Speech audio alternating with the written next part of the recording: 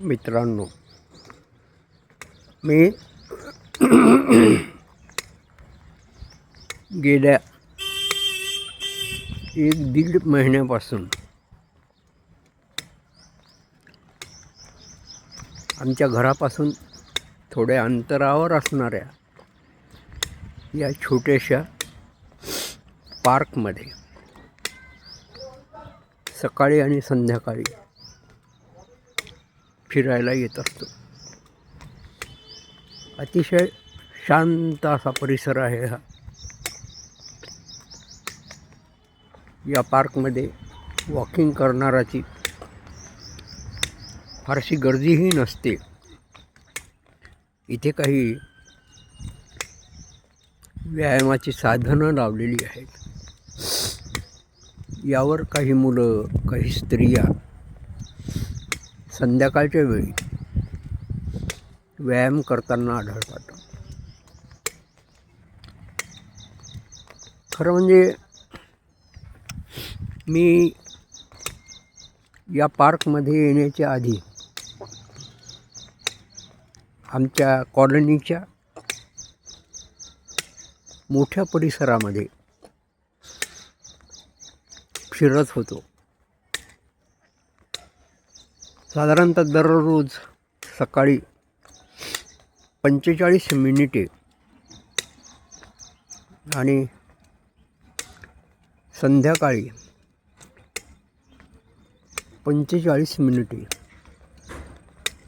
असं मी फिरतो. अर्थात माझ्या वयानुसार, माझ्या क्षमतेनुसार चालण्याचा वेग ठेवून. कारण आज माझे वय 77 आहे. येत्या 10 जूनला मी 78मध्ये प्रवेश करीन. गेली 36 वर्षे मला गोळीचा डायबिटीस आहे. 36 वर्षे म्हणजे काही लहान काळ नाही. पण त्यावर मी प्रयत्नपूर्वक नियंत्रण ठेवलेले आहे. म्हणजे डायबिटीसला माझ्या दैनंदिन जीवनाचा एक भाग बनविले आणि त्यानुसार मग माझ्या खाण्यापिण्याच्या, फिरण्याच्या, औषधीच्या सगळ्या सवयी मी बदलल्या. त्यामुळे क्वचितच माझी साखर ही 200 पार होते. शक्यतोवर होत नाही, पण होते. कधी होते.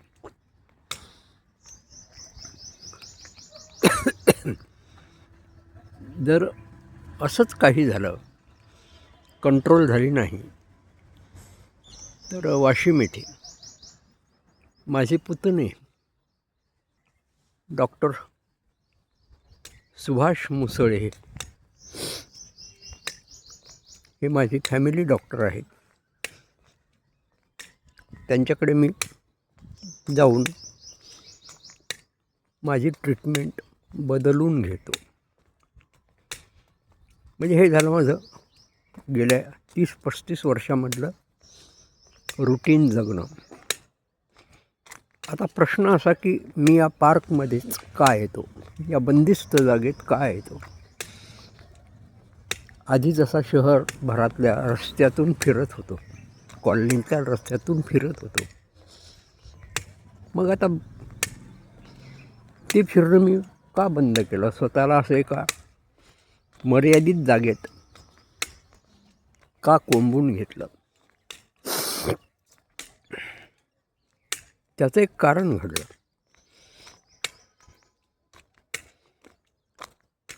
जानेवारीच्या 31 तारखेला असा सकाळी फिरायला निघालो असता एक पाळलेला कुत्रा माझ्यावर चाल करून आला.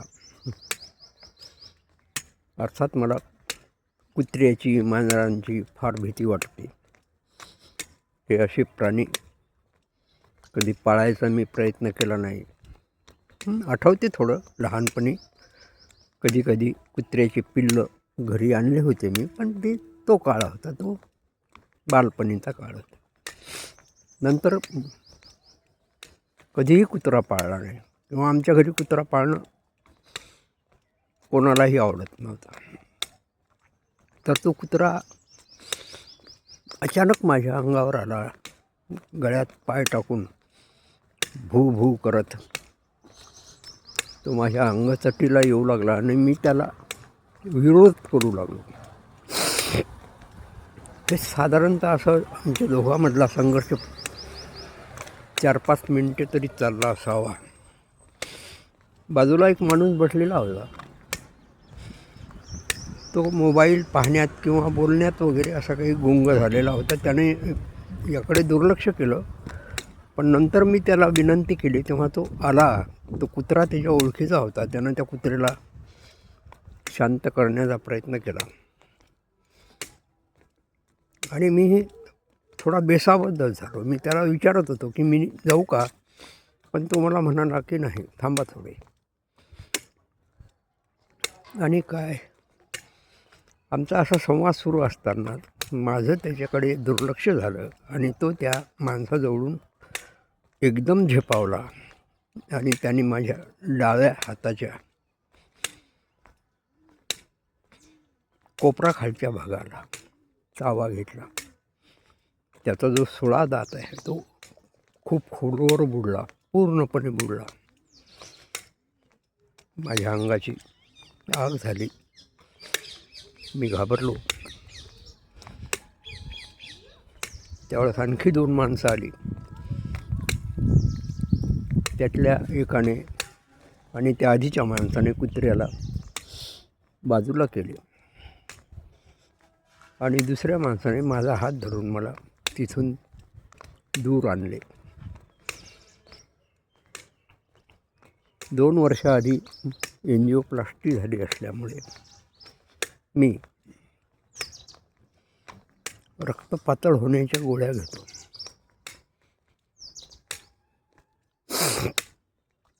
त्याचा परिणाम या कुत्र्याच्या चावण्यावर असा झाला की रक्त जास्त प्रमाणात जायला लागले.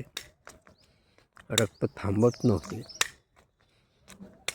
जवळ कोणी ओळखीचं नाही. आणि मग मी मोबाईल काढून मुलाला, म्हणजे आमच्या अविनाशला, जो अमरावतीला राहतो, फोन लावला. वाशिमलाच माझी 2 जावईबुवा राहतात. मी माझ्याबद्दल घडलेली घटना त्याला सांगितली आणि जावईबुवांना अमुक अमुक ठिकाणी पाठव असं म्हटलं.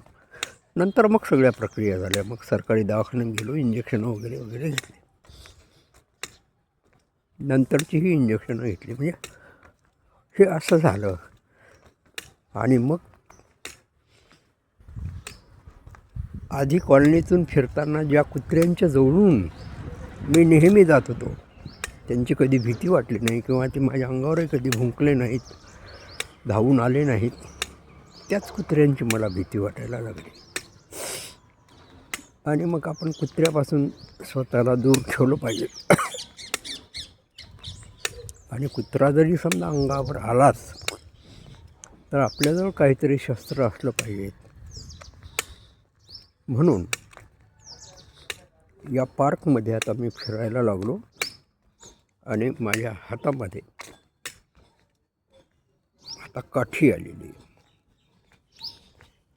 वास्तविक काठी घेऊन चालण्याची काही सध्या गरज नाही, पण सकाळ संध्याकाळ या पार्कमध्ये फिरायला येताना मी ही काठी सोबत आणत असतो.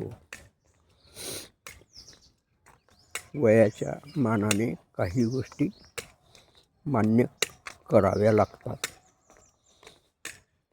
अनेकांना काठी घेऊन चालणे हे कमीपणाचे वाटते, पण माझ्या बाबतीत ती माझी गरज झालेली आहे. मी दोन्ही बाबतीत मी आता स्वतःला सुरक्षित समजतो. पार्कमध्ये फिरतो. पार्कमध्येही आजूबाजूचे कुत्रे येतात, पण क्वचित येतात. ते माझ्यापर्यंत पोचत नाहीत, दुरून जातात. आणि आलेच तर माझ्या हातात काठी असते.